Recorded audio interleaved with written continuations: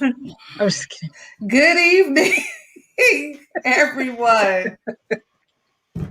Hello, guys. Welcome to this edition of Sisters of Legacy. We thank you guys so much for joining us. We have an awesome show planned for you.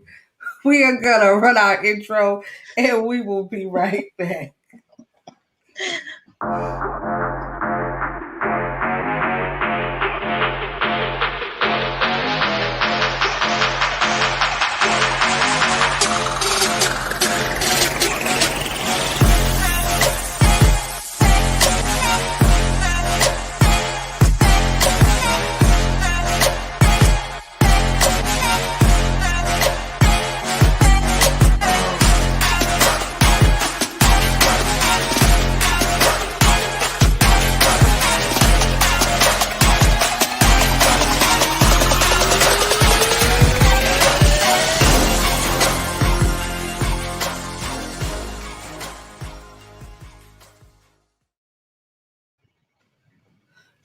All right, ladies. So we have a special guest for tonight. And as soon as I fix this, we're going to go ahead and bring her in. But ladies, go ahead and introduce yourself. I'm Shanetta. Here we I'm go. Angela. Katrina. Man, come on. Y'all are killing me. You switched it up on us a little bit. I know. We're not in the right spot. Usually I introduce everybody. Listen, you gotta be ready. You gotta be ready. So yes, we have an awesome guest, and I didn't get my title together, so I'm just putting my info in, and we are going to bring our guest in, and she is going to educate us on lupus, and let us have a sneak peek of her life and all that entails. So I'm going to bring in Nyobie Ricks. Hi, Nyobie. Hi, ladies. Hello. Hi. Bye. So welcome, Nyobie, to our show, and thank you in advance for being willing to share your life and your experiences with us. They say knowledge is power.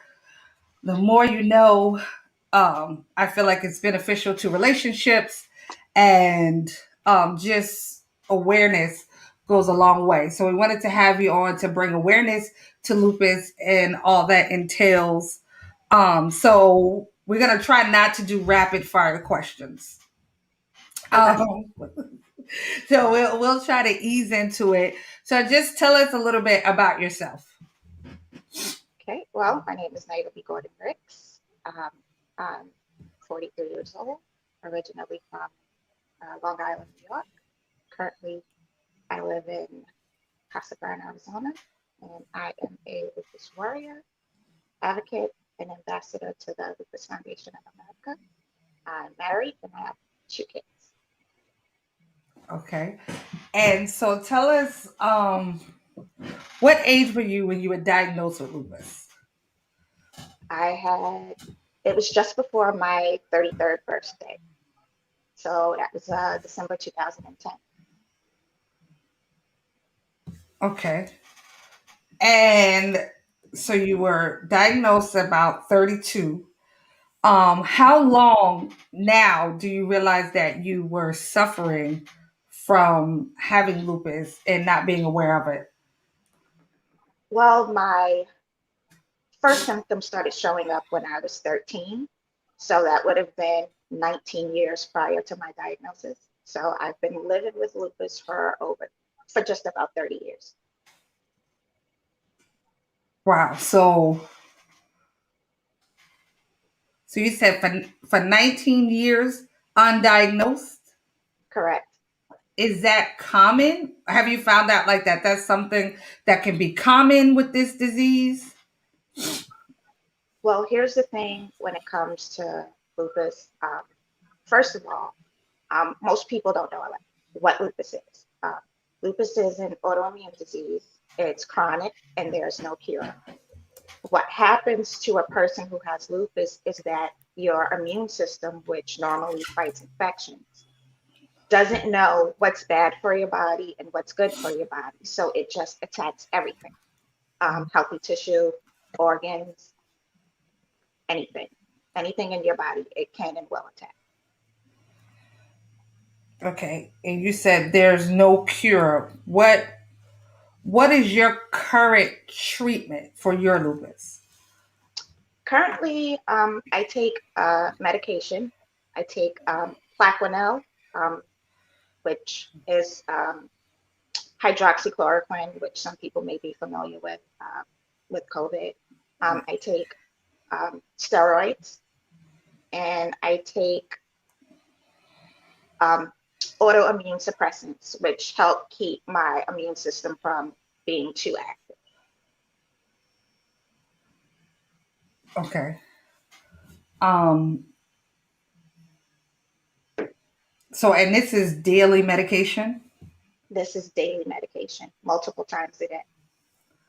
So are there any natural things that you do like that's not medication wise? Like what's your daily regimen like for your body?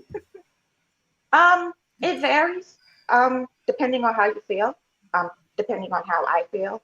Sometimes um, I'm sore, and so I can't move as freely as I would like to. Most of the time, I do some stretching, which kind of helps keep my joints loose and my muscles from being too tight. Um, Take vitamins, obviously, because that's going to be most important. Um, it differs for every person since lupus affects every person differently. But basically for me, I try to move as much as I can so that I'm not in, one place for too long.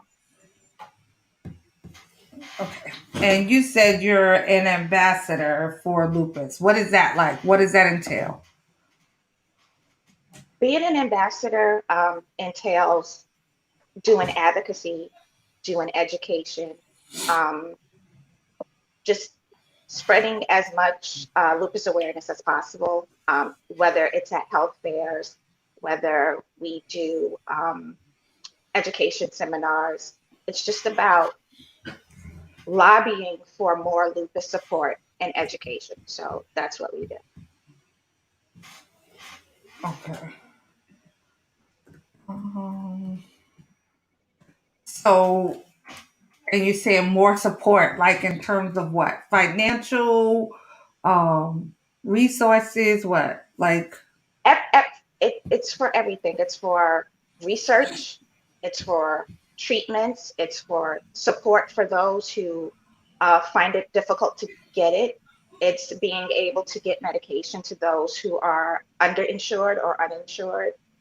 So it covers the entire gamut of what a person with lupus needs, whether it's financial, medical, or just, emotional or mental. You mentioned that you had symptoms early on. Was it a difficult diagnosis um, that it took so long for you to find out exactly what it was? Lupus is extremely hard to diagnose simply because lupus mimics other diseases like arthritis or um, fibromyalgia, things like that. Because for most people, it's joint pain and it's muscle pain. For some people, it's the rash, which is a telltale sign. Um, in my case, I think that a lot of the difficulty that comes with getting a diagnosis for lupus is the fact that it affects more people of color than it does any other race. And so there's a bias when it comes to treating people of color. And so I ran into a lot of that because they didn't believe my symptoms were real. They thought that Wow. perhaps I was over exaggerating or that the symptoms were, you know, from something else. And so I saw about 8 doctors over the 19 years before I got my diagnosis. Now, So, normally it can take anywhere from 4 to 6 years to get a diagnosis. And I think even that's being generous. so there's no actual blood tests that'll come back that says it's lupus, or is there just like a autoimmune marker that says that there's something wrong there, or There are a variety of tests that they do to find out whether or not you have lupus, because again, everybody's symptoms are different. And so you may have signs of one specific symptom, but not signs of another symptom. And so there are things that are done. Blood tests are done, your analysis are done, tissue biopsies are done. So it has to come together in order to get the diagnosis. So you have to go through quite a few tests before they come to that conclusion that lupus is what you have. So, So is oh, I'm sorry. go ahead. No, you're fine. Um, so is lupus hereditary? Is this something that is genetic, or if you have a family that may have been family members that may have been diagnosed, is it likely that someone would be diagnosed if they've had a family history of lupus? It's possible. While genetics does play a part, if you have a family history of any autoimmune disease, then you are pre-exposed and you have a predisposition to lupus or any other autoimmune disease. Um, while genetics does play a role, it's not the determining factor. So prior to your diagnosis, were you like, did you know anything about lupus? Like, had you heard it, any of that, or was it just like a total surprise? Like, were you familiar with it at all, or? I did know about lupus, ironically, probably 2 years before my symptoms started to get worse. My family and I were donors to the Lupus Foundation of America. We gave money to lupus. So I was aware of what lupus was and who it impacted, but I didn't have a complete education on the disease until I was diagnosed. And I really kind of went down the rabbit hole of, you know, what it takes to diagnose this disease and the limited amount of treatment that was available. Is Was there any particular thing that a person who is unaware that they could look for, or any particular sign or symptom that they could say, "Ooh, maybe we need to say to the doctor, can we kind of start checking to see if this might be connected to lupus?" Well, the most telltale sign would be what is considered a malar rash, which is a butterfly rash across your face. It kind of goes across the bridge of your nose and it looks like a butterfly. That's the most telltale sign of lupus. Again, unfortunately, since lupus mimics so many other diseases, if you have joint pain or you have muscle pain or you have nerve pain, um, it could be rheumatoid arthritis, it could be neuropathy, it could be, fibromyalgia. So I think that if you think that you may have lupus, the most important thing to do is to document your symptoms and to talk to your doctor. And if you're in a situation like I was, where I spoke to many doctors, but I wasn't getting the kind of treatment that I needed.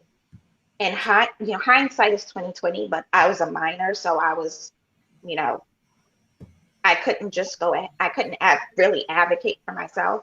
So it's important to make sure that you're being heard. I wasn't being heard.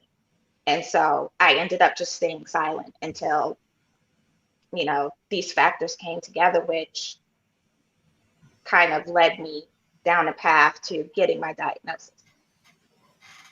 All right. Okay, so we have a question. Wanda Fuller said, what causes the butterfly symptoms of lupus, and what is occurring in the body to cause the dark circles of the eyes? Okay, so as far as the butterfly rash is concerned, again, since lupus is autoimmune, it has to do with how your immune system responds to what's going on in your body. Right. Okay. Um, the rash is skin based. And so you can have lupus and only have it affect your skin. It doesn't necessarily have to affect your organs or your joints or things like that. So since there are, different stages to lupus and different kinds of lupus, the determining factor is going to be based on whatever your body is reacting to. Again, it's autoimmune. So once your immune system decides it's time to fight, that's exactly what it's going to do. And so if you have decreases in your red blood cells or your white blood cells or platelets, those are the kinds of things that can change why people look the way that they do.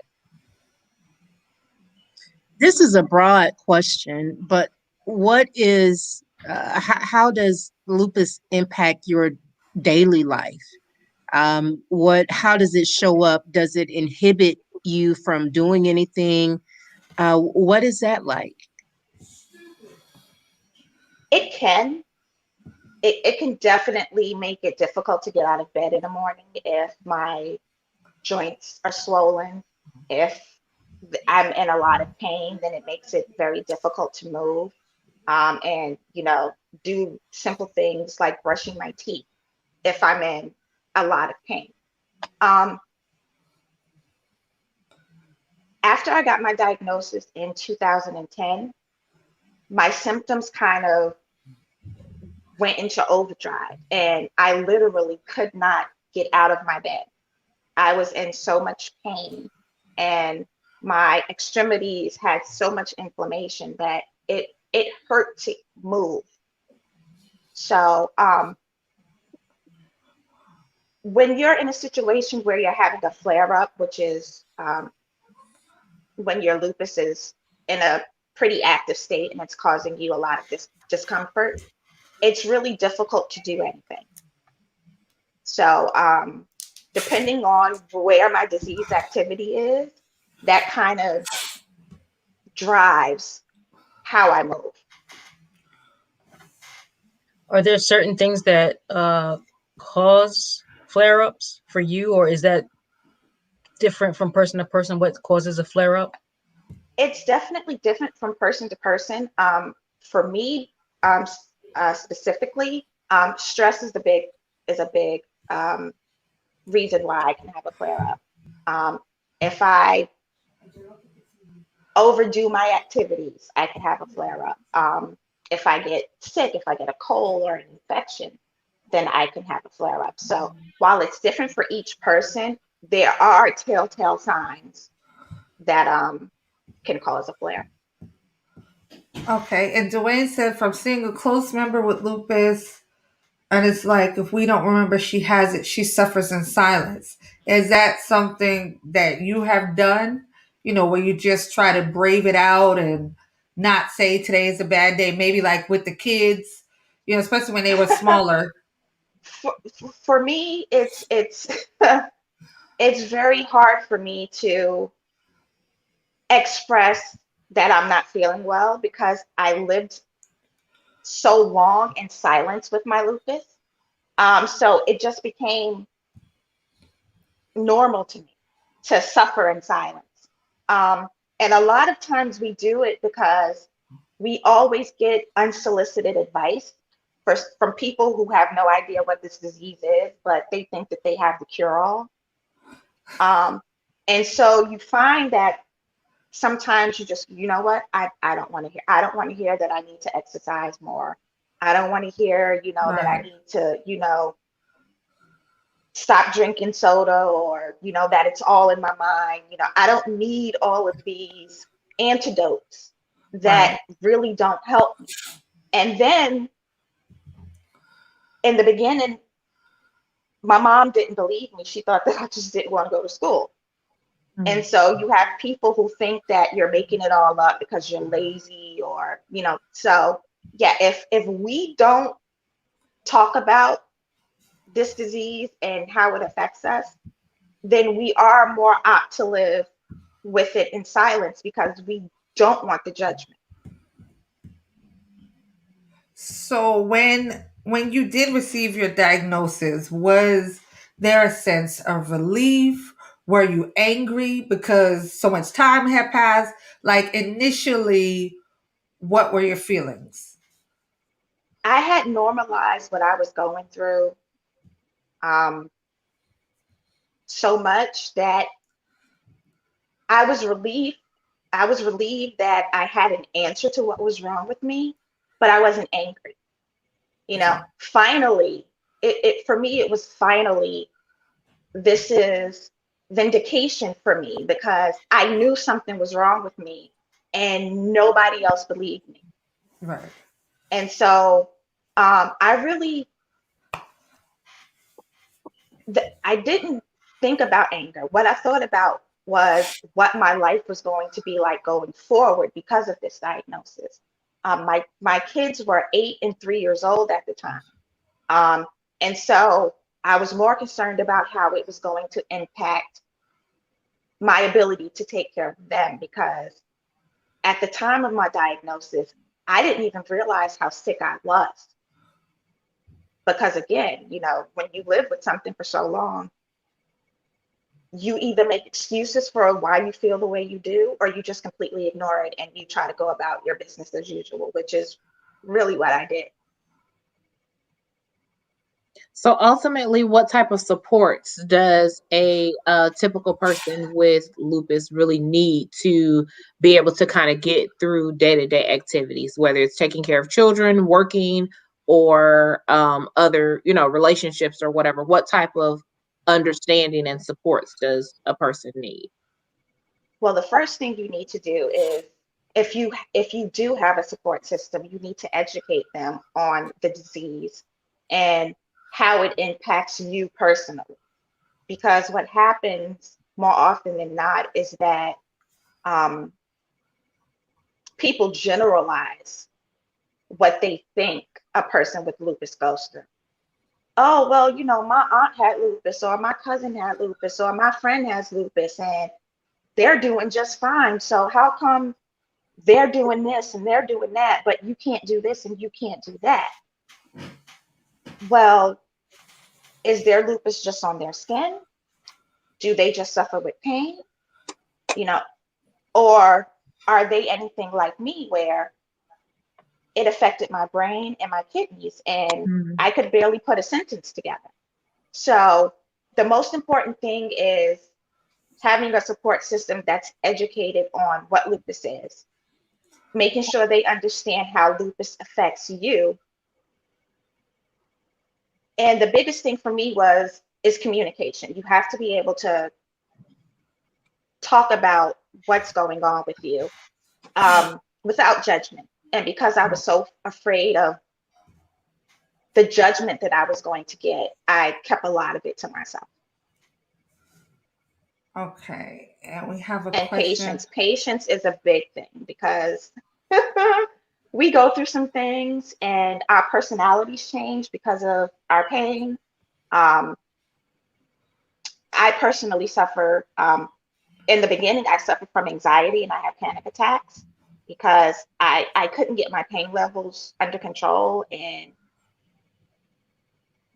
it was driving me nuts. And then after that, I suffered with depression, because once you understand that your new normal is totally different from what you thought it was going to be, I felt like I wasn't going to be able to be the type of mother that I wanted to be, because I knew that there were going to be sacrifices that had to be made in order for me to take care of myself so that I could take care of them. Um, so you just need people who are understanding and patient and educated, because without those things, then it's just gonna the road's gonna be that much harder. Gotcha. Okay, Dwayne said, have you found any natural or herbal remedies, that can bring you relief, that give you relief?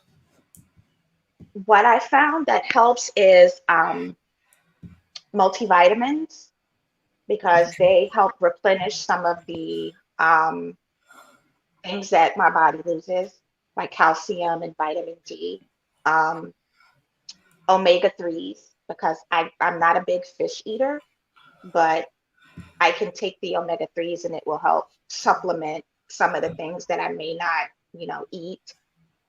Um, there are a variety of homeopathic things that a person can do if they don't want to take traditional medicine, but that's something obviously the person wants to talk to their doctor about before they do anything like that. But turmeric is really helpful for inflammation for me. So, Okay, so you said your kids were 8 and 3, you said, right? correct. And what, and how old are they now? Just so everybody. 18 and 13.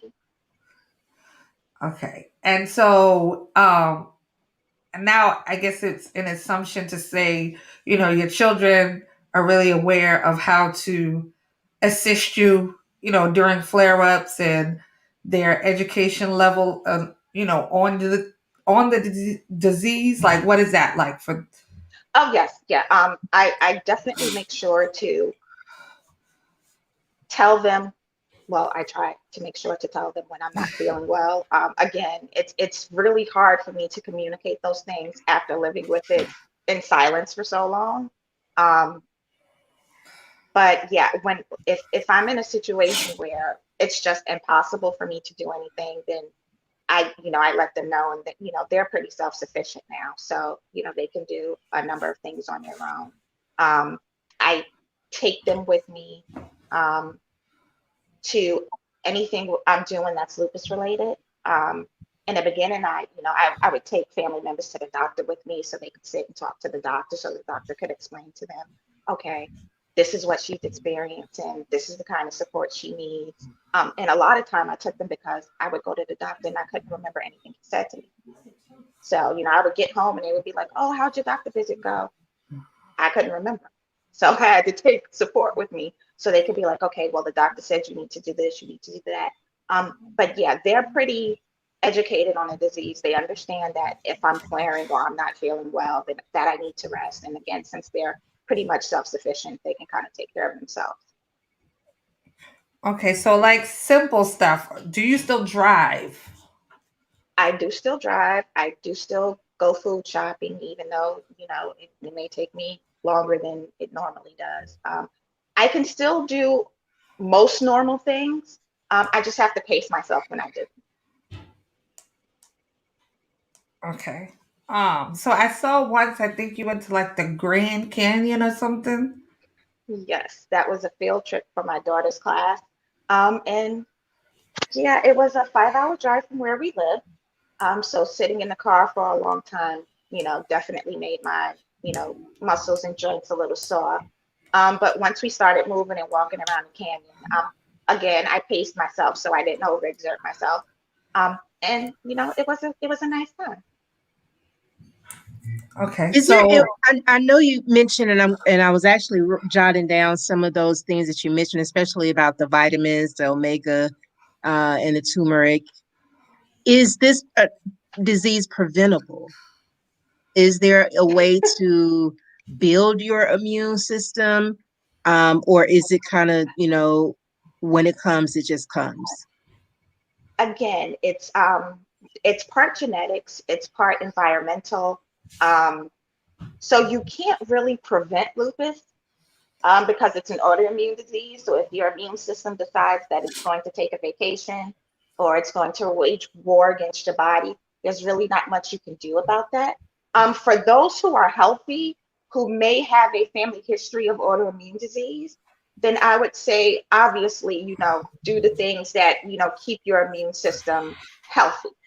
And that way it may be able to help, prevent those things from happening. But if once you're predisposition to something, it'll either happen or it won't. Oh, hey, Angela. Thanks for joining us. Oh, Dwayne said, so you're in Southeast Arizona? Is that the part of Arizona you're in, Southeast? I'm not sure what Southeast is. Oh, I'm close to Phoenix. I can tell you that. So, okay, so you're in Arizona. You were originally in New York. And before we started, we were kind of talking about the differences in the heat. Is Arizona a better place for your body, like physically, like the weather and stuff? Here's what I will say, because, again, everybody's different. Right. New York has 4 seasons. Arizona has 2 seasons, spring and summer, as far as I'm concerned. And so for me, weather-wise, it's absolutely better for my condition, because with every change of the season in New York, my disease activity would go haywire. If it's extremely cold, I was basically immobile. I couldn't go anywhere. I couldn't do anything because I had pain to my bones. It was that bad. Here in Arizona, while the sun is always a big issue, and sun sensitivity is a big deal for people with lupus. I think that the fact that the humidity is almost non-existent kind of helps with that. And obviously, if you're outside, then you should have on a hat or sunscreen or things like that. But I definitely found that my disease activity has decreased since my move to Arizona. Wow. Okay. All right. And the medications that you're on a daily basis, is that to kind of combat any type of inflammation, to keep inflammation down? Yeah, everything that I take is to excuse me, is to help keep my disease in check. I take steroids, and that helps with inflammation, even though prolonged usage can be damaging.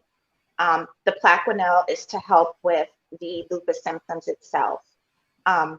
Since I had kidney involvement, I had kidney disease and lupus nephritis, I have to take medication to keep my kidneys healthy. But then I also take medications that will help with any joint pain. So at one time, I think I was taking probably 14 medications. Now I'm down to like 5. So that's a plus for me. Wow. Taiwan said, my mom has lupus. Her flare-ups are debilitating. Sometimes she can deal with them. Other times she has to be admitted into the hospital. Yes. Sometimes it's, in addition to the flare-ups, lupus can change the structure of your body. Obviously, you can have blood issues. With me, I have trouble producing white blood cells, which is what helps kind of fight off infections. Sometimes I have difficulty with the production of my red blood cells.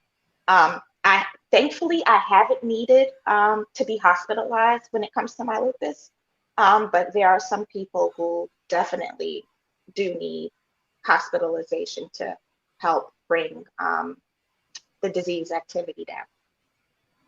Okay, so you said, there was a time when you had trouble remembering things and formulating sentences and thoughts and that type of thing. You seem, well, I'll say normal to me now, because I've known you for so long. So, right now you seem like normal. Was there like medication that made that better, or is that like something that comes and goes? Well, there's this thing called lupus fog, and that's kind of where you have cognitive issues where you may have problems with your memory, thinking, sentence construction, and things like that. For me, what happened was the lupus had affected my brain. And so I had inflammation in my brain. I didn't know it at the time. And that is what caused me to have those issues. So I ended up doing 6 months of chemotherapy, which kind of helped reduce the inflammation. I'm still scatterbrained. There are still things that I don't remember, or words that I can't conjure up when I'm speaking. So I still have those issues, but they're not as severe as they were when my brain was swollen. So it doesn't affect everyone the same way. So No. so I guess I'm just trying to wrap my mind around it. The attack on the autoimmune system could affect your skin, but it can also affect your organs as well. I heard you say that it started to impact your brain, and other. Um, are the effects compounded if you already have certain health issues? Um, are there any additional precautions or just steps that you would have to take if you have, any other type of illness, say diabetes or something else in addition to lupus? Well, here's the thing about lupus. It can definitely make other diseases worse, simply because in the lupus community, we call lupus a gateway disease, because once you're diagnosed with lupus, a whole bunch of other diseases or conditions start to come after it. Um, so it can exacerbate any condition that you already have, because things like diabetes, that's already an autoimmune disease. So to add more autoimmune issues on top of it can definitely make it worse. I would suggest taking your medication as prescribed. And if you notice any new or worsening symptoms, then to absolutely check with your doctor. So the recent pandemic and everything happening with COVID has probably, I would imagine, been quite, I guess, overwhelming for a person. And I know they talked about pre-existing conditions with, any and everybody. So I could imagine that this time and a person that, has lupus being worried about being exposed to COVID could possibly be more of a huge stress factor than what it is to someone like me who doesn't have lupus, right? Absolutely. COVID, in the beginning, it was extremely scary for people with pre-existing conditions, especially people with lupus, simply because your autoimmune system already isn't working. And if you contract COVID, it makes it that much worse. Not to mention, once the former president decided to say that hydroxychloroquine, which is the medication that we depend on, to keep us alive, was going to quote unquote cure COVID, people started hoarding the medications, and lupus patients couldn't get their prescriptions. Mm-hmm. And so that made it so much more worse. Yeah.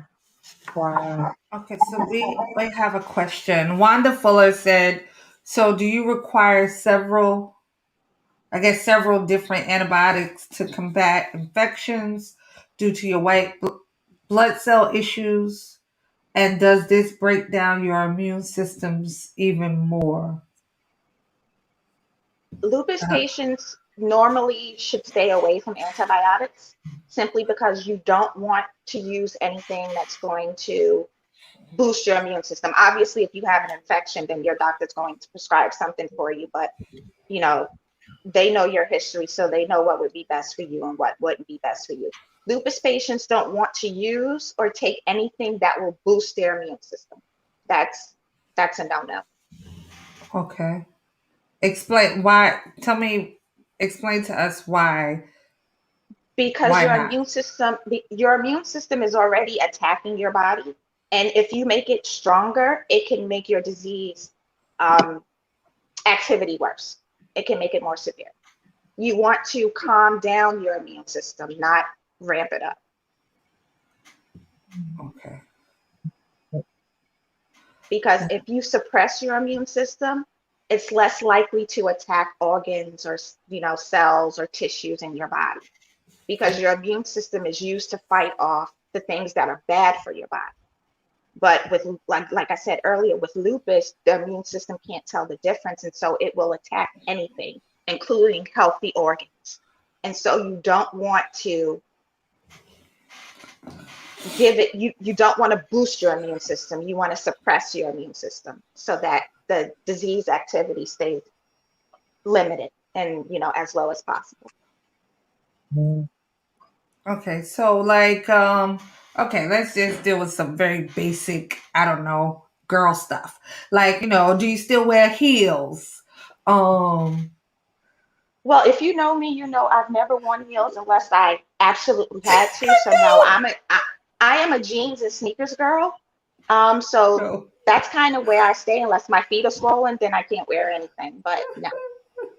So I know, like Toni Braxton is like kind of a famous person that I'm aware of Right. that has lupus, and I mean we've seen her, perform and kind of on her show and stuff, and she kind of still does all of that. But you can tell on the show when she's having a moment or a bad day, like she will step away. And it's funny because her sisters, who are her sisters, you would think they would understand sometimes, don't quite get it or understand when she steps away or when she's pulling away. Right. So it makes it very interesting on the show to watch sometimes when she's like, well, I can't come because, and they're like, oh, come Exactly. on. Yeah. It's definitely she's one of the she was one of the first people I knew that had lupus. Obviously, once you get into the community and you learn that other people have lupus. Seal suffered from lupus. That's why he has the lesions in his face, because he had the rashes. Selena Gomez, is that her name? Gomez, Selena Gomez. I think that's her name. See, I can't even think right now. The actress, I know The there is. actress, yes. Yeah. Yeah, so she has it. Nick Cannon has it. Right. So they said Michael Jackson had it. So you kind of start to learn that it's not as uncommon as you think it is, yet and still it's uncommon, which is really strange because people of color are 3 to 4 times more likely to develop lupus than any other race. And so you would think that once you start seeing people who look like you that have this disease, you would want to educate yourself because we're predisposed to it. And so, anytime my daughter's saying she's in pain, I kind of start checking, because while it could skip her, it may not skip her. You know what I mean? So I'm always mindful now of those types of things. And until you mention Seal and Nick Cannon, I think my mental assumptions were that lupus affected women, but lupus can affect men as well. Yes, and 90% of lupus patients are women, so 10% are men. The unfortunate thing for men is that they have a higher risk of having kidney disease because of lupus and needing dialysis or transplants, as opposed to women. And just like with women, it affects more men of color than it does other races. And so, yes, men can get lupus. Men do have lupus. Right. Okay, so you talked a little bit about being an advocate, an ambassador, I'm sorry, for lupus. But right. So what are some of I guess the biggest roadblocks that you notice you've encountered with doing that? People don't know what lupus is.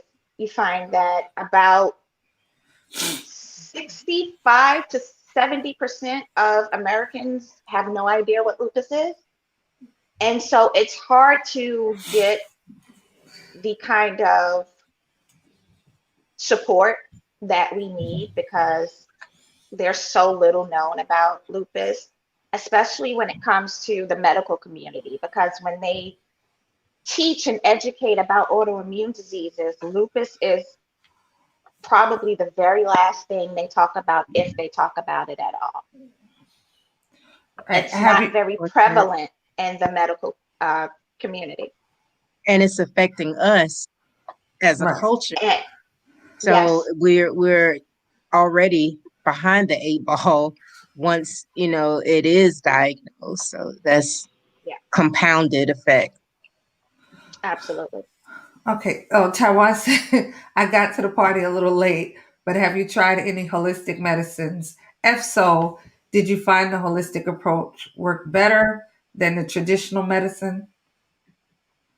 I've done a combination of both. I don't know that I could, for me, since I have kidney disease and I have brain involvement, I don't know that I could go totally holistic. Okay. I think that I would feel better having some type of traditional medication, especially when it comes to lupus, because there are only 2 medications FDA approved specifically for lupus. Wow. So until we can get more treatment options, better treatment options, then I don't think, for me personally, that I could go completely holistic. It works for some, and that if it does, then that's great. But yeah, I don't know that I could go completely holistic. Gotcha. That makes a fine point. So yeah, with it mostly affecting our community, I would assume it makes advocacy so much harder with other races, to find people to join in. What I've discovered here is that we have a rainbow coalition of lupus advocacy, specifically here in the state of Arizona. Okay. All races, so we here work together. I think that what's important is, in order for us to tackle the racial disparities, we have to get the education part down first. Right. And we have to educate ourselves because, some of us don't like to go to the doctor. Some of us don't want to take our medication when we're supposed to, the way we're supposed to. And so it's a scale. It's a scale. Obviously, there's bias when it comes to healthcare for people of color. And we know that. So I think it's important to find someone that you're comfortable with. I think that I read today that people of color, specifically African Americans, get better treatment for their lupus if they go and see an African American doctor. And that could be because they're more comfortable. It could be because the doctor may be more educated as far as the disease is concerned. But I think that on both sides, there's a fine line. And I think that in order to improve treatment and diagnosis, we have to improve education first. So Wanda Fuller said, is there a hormonal treatment for lupus? Not that I'm aware of. There may be a clinical trial for it. But not that I'm aware of. Yeah, I don't So know that. how could we contribute or spread the awareness or the word even about your organization or the organization that you represent? What could we do that could kind of help spread that awareness or support the spread of that awareness? Well, the first thing to do would be to educate yourself about lupus, what it is, who it affects, how it affects them. That's number one. Number two would be to reach out to reach out to lupus organizations and find out how you can get involved, and then you get involved in a way that you're comfortable. Um, some people are good at advocacy. Some people are just, good at, support, um, running support groups or things like that. Just, you can always donate to help, fund research and education programs. So there are a number of things you can do. Um, you just have to decide, what's comfortable for you. Right. Taiwan said finding a Black rheumatologist is a daunting task, but I agree being treated by a Black doctor likely facilitates better treatment. Yeah, I think that about 4 or 5% of the medical field is made up by African American doctors or people of color. So that's a small percentage when you think about African Americans, and the percentage of us who live in the United States. So it's definitely hard. Um, yeah, I don't really know how we combat that because and for African American doctors, rheumatology may not be their specialty. So Okay. And so I know you have several different things you do. Tell us about the lupus walk that you do. okay. So every year, the Lupus Foundation of America does a walk to raise awareness and funding for lupus research. Every state who has a chapter normally has a walk, and so it's throughout the year at different times of the year. Obviously, because of COVID, we've gone virtual, so we've done one. We last year we did one nationwide walk where people could sign up and they could walk around their neighborhood and post pictures and things like that. So we'll be doing that again this year. Hopefully, since the country seems to be opening back up, states will be able to get back to meeting people face to face and things like that. But for right now, um, money is being raised online and we're doing virtual walks to help Okay. spread lupus awareness. And do you still have your site? I know you were selling some items. Yeah. So this year I decided to do as a in addition to my regular walk fundraiser, I decided to um, do a personal fundraiser, and so I got together with African American Expressions, and we're doing a fundraiser, and we're selling some um, home decorative items and things like that. And all of the money that's raised will go towards the Lupus Foundation and lupus initiatives. And also the money that's raised through the African American Expressions fundraiser will be matched. So it's going to be doubled and then donated for lupus research. Dwayne said you're giving me a new appreciation for my fam. Okay, so how do we get involved in your fundraiser? You got to tell us, how do we find it? What do we do? Okay. So if you want to take part in the African American Expressions fundraiser, then you would go to Hold on. www.black. Let me Do you type want me here. to? Now, Okay. www dot black-gifts.com. dash. I almost typed in dash. Lord have mercy. .com. Okay. Yes. And then at the top of the page, there's a find my affiliate.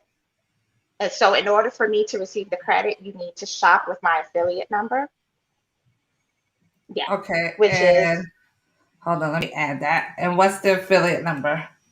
it's 644475. 644475. Yes. Okay, let's And then see. once you do that, it'll show my name, which is Nyobie Gordon-Ricks. And once you click that, it'll tell you that you're shopping with me, and then anything you buy, I get the credit for, and we double whatever the proceeds are and donate it to lupus research. Nice. Okay. So is there, I know we've asked a lot of questions. Is there anything that maybe we didn't ask, we didn't know to ask that you want to share with people? Um, well, I get this question a lot, which is, are there things that you should do to avoid having flare-ups? Um, and diet and exercise are um, a huge part of trying to stay as healthy as you can. There are foods that you should avoid if you have lupus.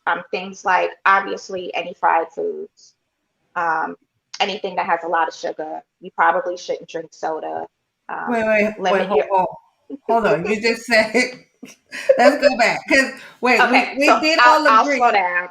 Wait, no. We did all agree that this disease, um, is prevalent in our community around, with Correct. people that look like us. And you just said Correct. people that look like us shouldn't eat fried foods. Is that what you I said? did. I did. Okay. I did. I know, right? It's strange, but because there's a lot of, okay, I'm gonna say it the healthy way, because there are a lot of saturated and trans fats in fried foods. Right. It can hurt, your disease progress. Again, garlic, we should avoid garlic, and alfalfa, simply because they have um, ingredients that cause inflammation. So we want to stay away from things that are going to make us feel worse. Right. Um, you should eat plenty of fruit, plenty of vegetables, the like broccoli or spinach, something that's dark and leafy and green. So you can keep your collard greens. You may not want to cook it in the the fat and stuff like that. But I think that if you eat in moderation and you don't go overboard, Right. and you learn what your triggers are, then you should be able to, take care of yourself. But obviously, there are things that just aren't good for you, whether you have lupus or not. Right. True. So what is your diet like? Like what's I Nyobie's diet? I'm big on fruit. I love a lot of fruit. I don't. I'm going to be honest. I don't not eat anything except for things that I don't like. Right. Um, I'm not going to say I have a great diet because I don't. I still eat fried foods. I like McDonald's fries and things like that. So I know that I eat things that aren't necessarily healthy for me, but I eat them in moderation. Okay. And since I've learned what triggers my flare ups, those are the things that I avoid. So yeah, Right. I Okay. still, I'm a, me, I'm a snack girl and I love chocolate, but I eat dark chocolate now as opposed to milk chocolate because it has, the antioxidants and things like that. So it's good for me. Me, I love Pepsi soda and I'm not supposed to have it, but I have it anyway, maybe a couple of times a year. So, I don't deprive myself of anything. I'm just careful about how much I intake of it. So, Okay. So now we definitely want to thank you for coming on and sharing all of your information, sharing your life, your personal details with us. And we hope that somebody learns something that they can pass along to someone else, or maybe something that might lead them to a diagnosis. If they're experiencing any kind of symptoms. Um, so we definitely do want to have you back on maybe the next time when you're fundraising for the walk or whatever, and you can come on and tell us about it. We want to try to support you um in any way possible. So thank you again for coming on. We so appreciate it. I will take you off, but don't go away. before we go, I just want to say if you want more information about lupus and what you can do, to help spread awareness, please go to lupus.org. That's the official website of the Lupus Foundation of America. You can get a lot of information there. Okay, and you said lupus.org. Correct. Let me see if I can put that up. Lupus.org. Okay. Got it. All right. So thank you again. Just hold tight and we'll be right back with you. All right, ladies. So thank you, ladies, for an awesome show. Thank you to our viewers. As I already stated, we hope that you learned something that could possibly help you. We want to spread the word. We want to help educate people on things that definitely plague our communities. Also, if you're having any symptoms, maybe, you've hit a wall. Hopefully, something you heard tonight might be beneficial to you. As she said, you have the website lupus.org that you can go to and also get information, as well as, like I said, we want to support Nyobie in her fundraising efforts. So go to the black-gifts.com. That is her number. Purchase something. It's all going to a very, very, very worthy cause. Thank you guys for tuning in this week. We appreciate you, and we will return next Tuesday at 8:30 p.m. Until then, stay safe.